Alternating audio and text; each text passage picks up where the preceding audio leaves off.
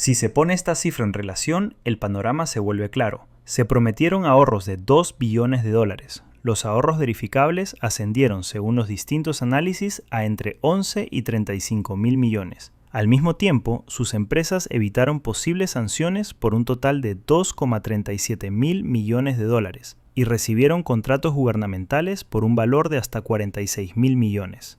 La llamada auditoría no condujo a un alivio para los contribuyentes, sino a una transferencia de riqueza de una magnitud que supera con creces todo lo que realmente se ahorró. Para los mercados financieros, esto tuvo consecuencias inmediatas. Los inversores comenzaron a comprender que la cercanía política se había convertido en un factor de valoración en sí mismo. Las empresas con acceso directo al poder recibieron garantías implícitas. Las empresas que competían con ellas o estaban sujetas a regulación pasaron a cargar de repente con un nuevo riesgo, difícil de calcular. Surgió un mercado de dos clases. Por un lado, empresas protegidas políticamente, por otro, empresas cuyos modelos de negocio dependían de decisiones que no podían influir. Los mercados de crédito reaccionaron. Los bonos de los contratistas fueron revaluados. Los analistas comenzaron a incorporar la dependencia política en sus modelos de riesgo. Y ahí es donde reside el verdadero secreto. Los mercados no estaban descontando eficiencia,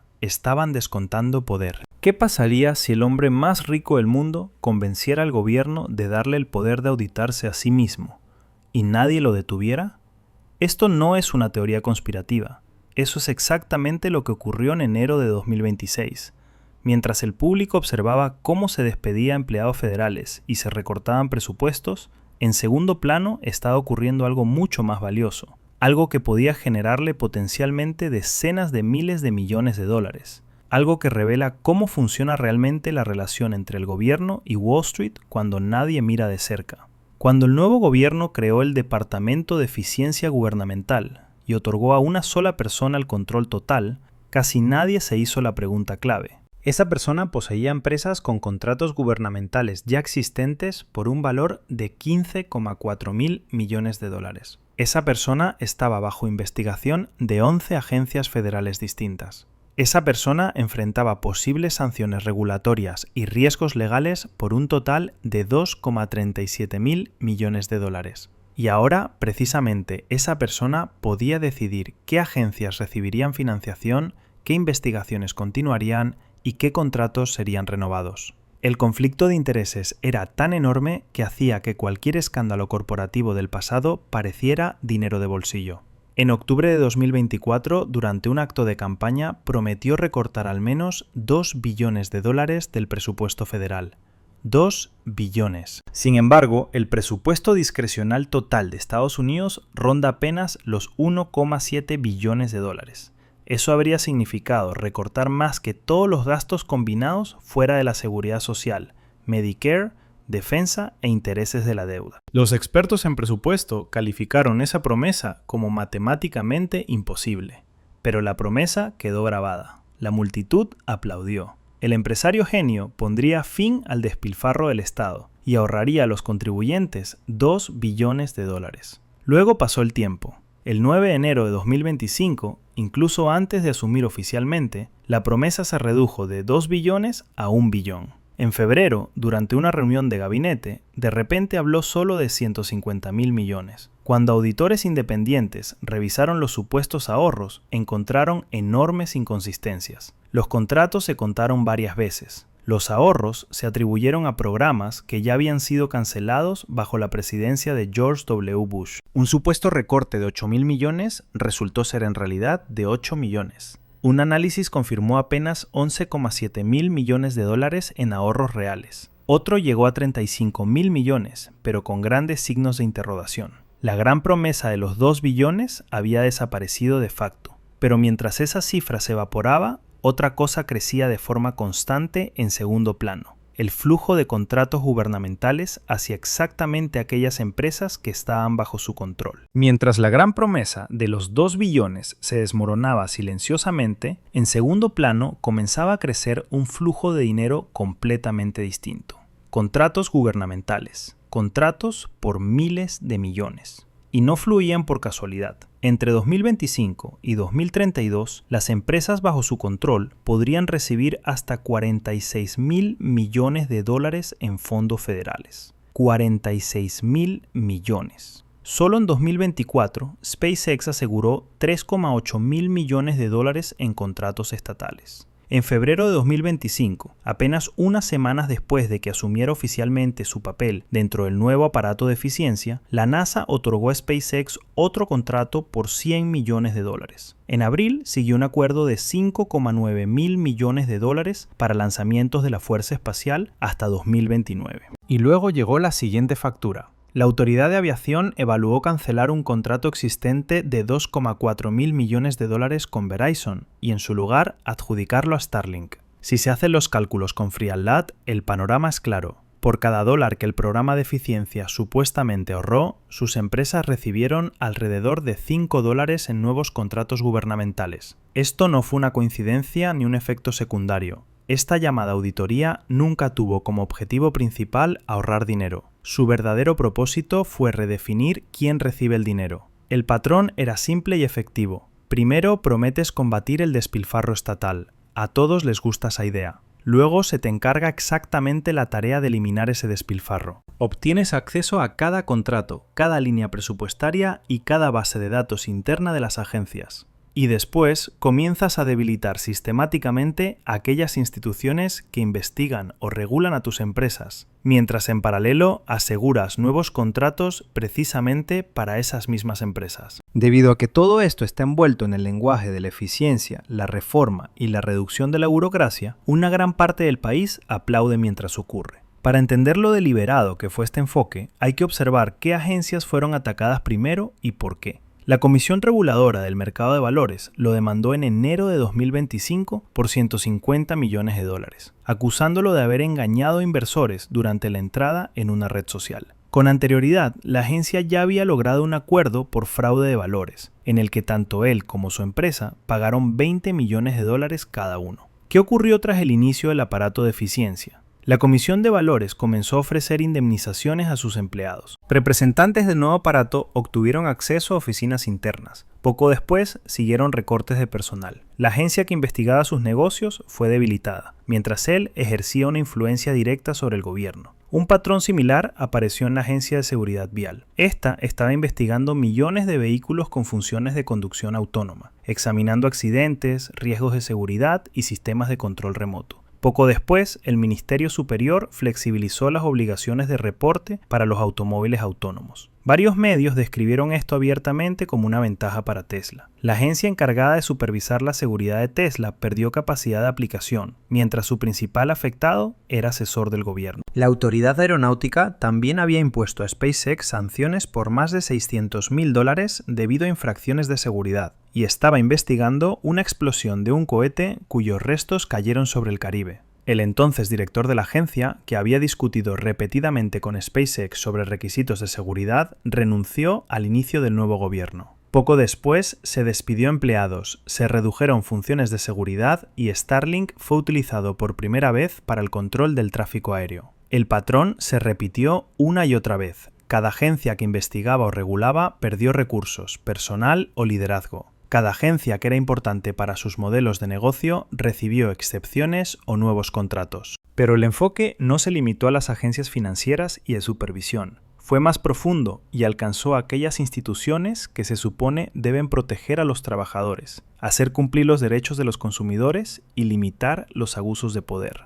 En ese momento, la Junta Nacional de Relaciones Laborales llevaba 24 investigaciones activas contra sus empresas, por presuntos despidos ilegales y represión sindical. En un caso particularmente delicado, 8 empleados habían presentado demandas, alegando que fueron despedidos tras criticar a la dirección de la empresa. La respuesta no fue un acuerdo ni cooperación, sino una demanda que cuestionaba directamente la constitucionalidad de toda la agencia. Poco después, un miembro del órgano directivo fue despedido ilegalmente y más tarde reincorporado por orden judicial. En paralelo, la agencia responsable de los bienes inmuebles estatales intentó cancelar el contrato de alquiler de la oficina regional. De haberse mantenido esa decisión, los procedimientos en curso habrían quedado prácticamente paralizados. El mensaje era claro: la protección del derecho laboral se debilita allí donde resulta incómoda. La Comisión de Igualdad de Oportunidades, que llevaba un importante caso por discriminación racial en una de sus empresas, también quedó bajo presión. Varios comisionados fueron despedidos después de que se iniciaran las investigaciones. Una vez más, se atacó precisamente a la institución que podía representar un riesgo legal para sus empresas.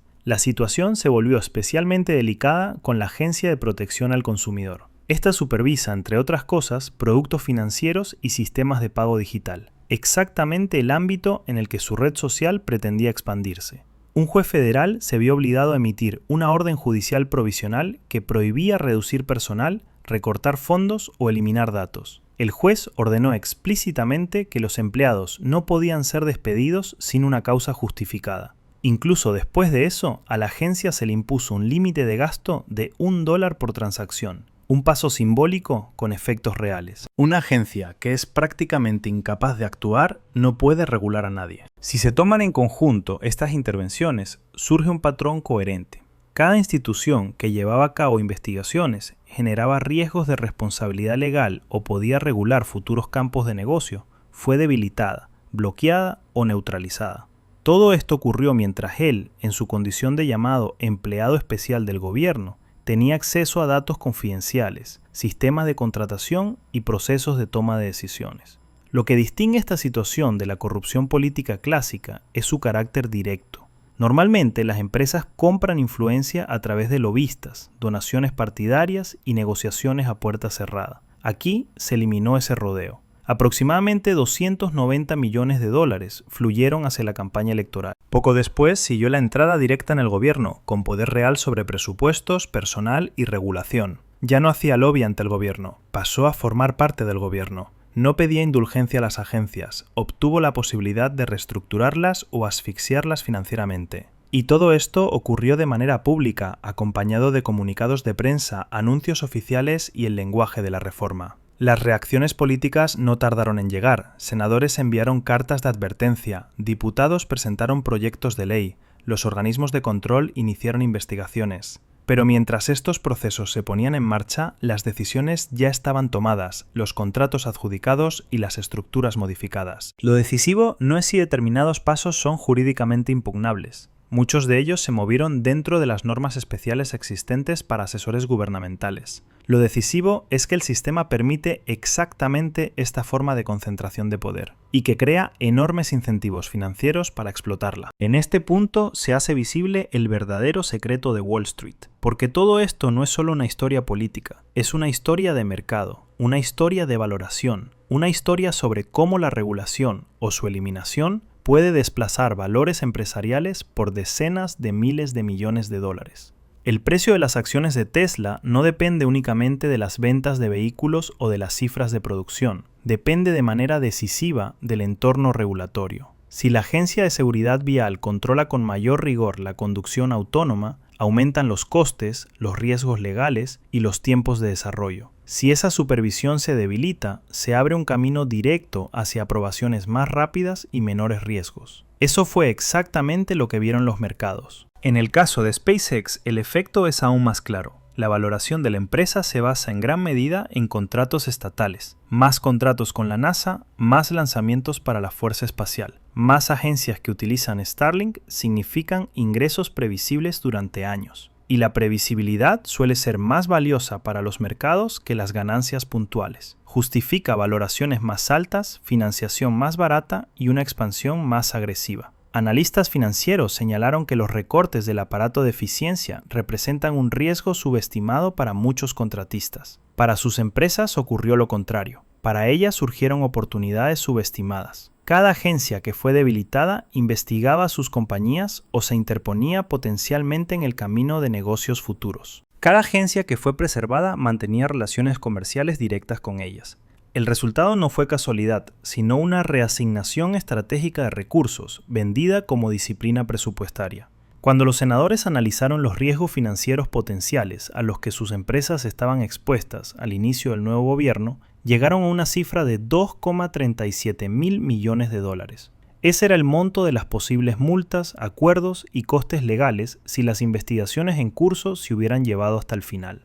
Al debilitar o bloquear a las agencias responsables, una gran parte de esos riesgos pudo ser neutralizada de facto. Aquí es donde queda claro por qué esta historia va mucho más allá de una sola persona. Porque lo que ha surgido aquí no es un caso aislado, es una plantilla, un manual, un modelo con un rendimiento extremadamente alto.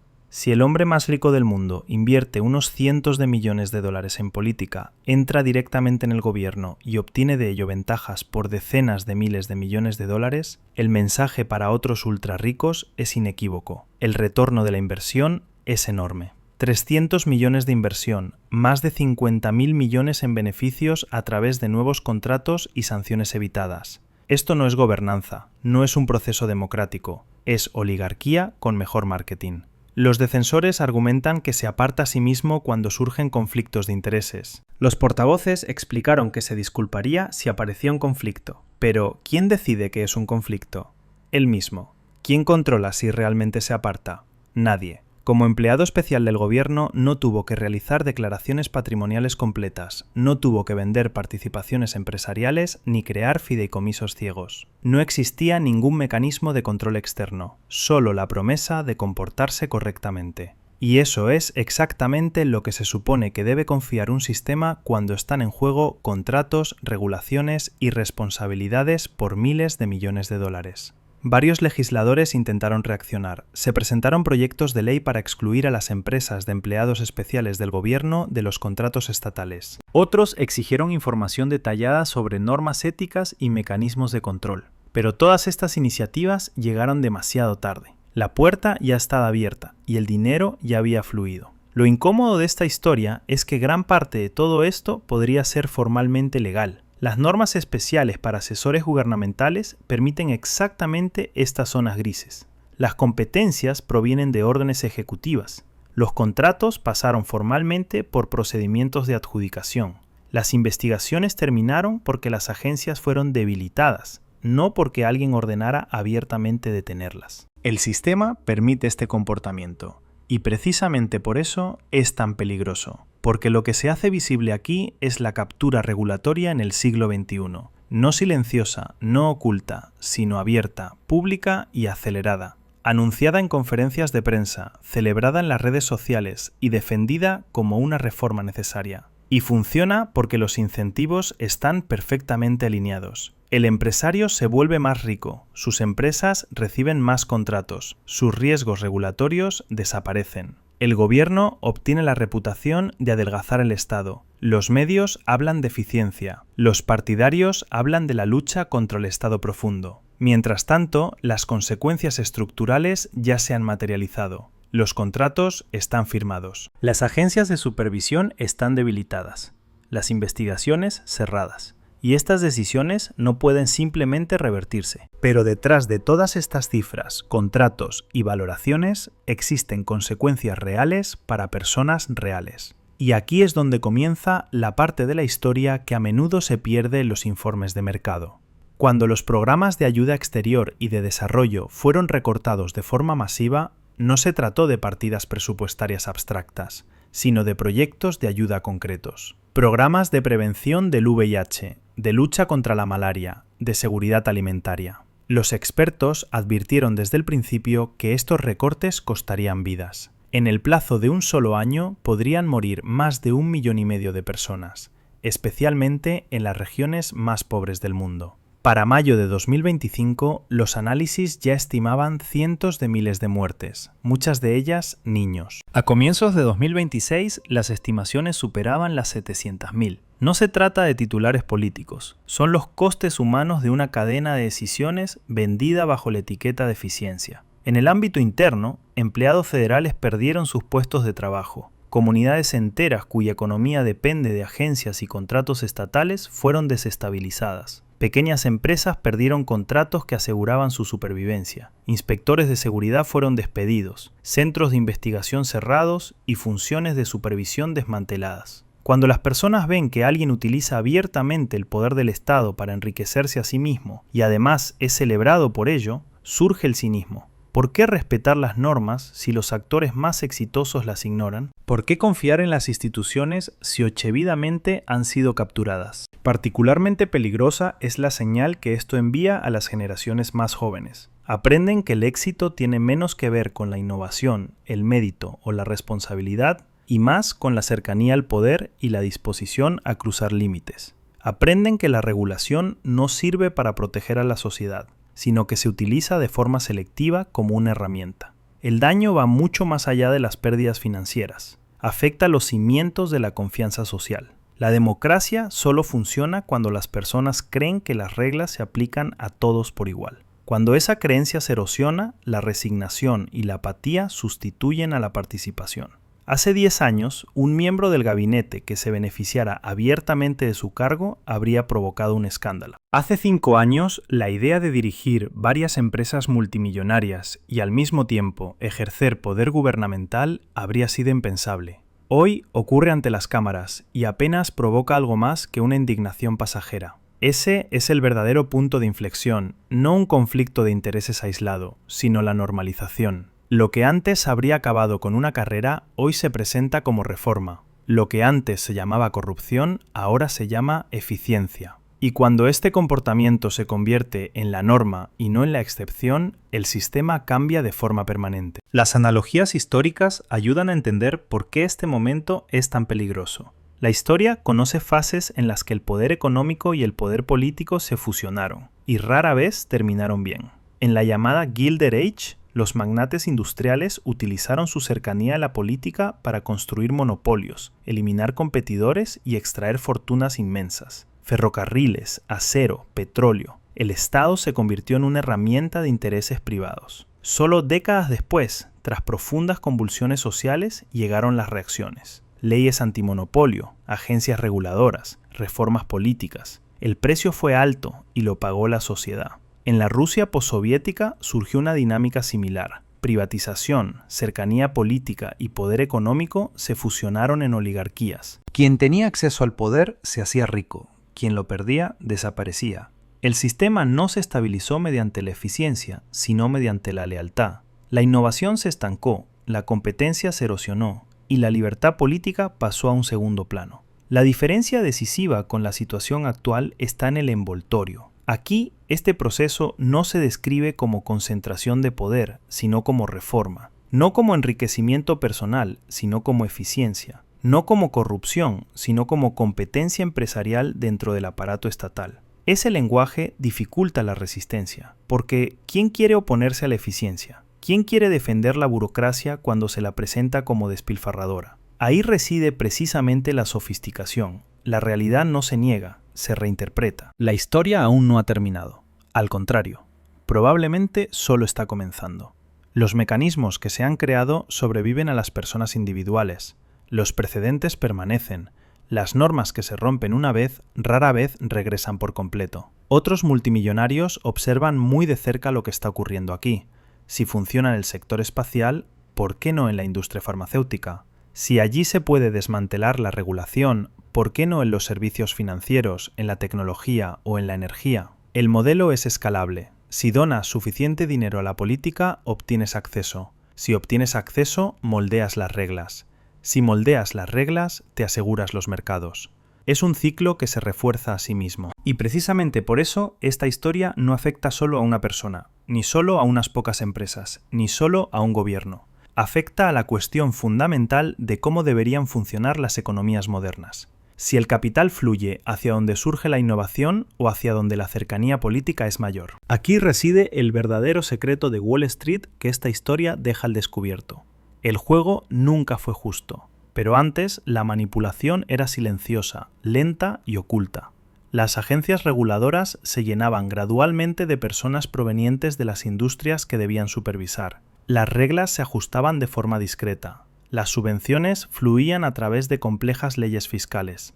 Lo que ocurrió aquí fue diferente, fue ruidoso, fue rápido y fue abierto. El mensaje ya no era que la corrupción funciona en secreto, sino que puede funcionar a plena luz del día, siempre que esté bien presentada. La prometida auditoría de $2 billones nunca trató realmente de 2 billones. trató de demostrar que el poder es suficiente para actuar sin consecuencias. Que los más ricos no solo influyen en las reglas, sino que pueden reescribirlas directamente.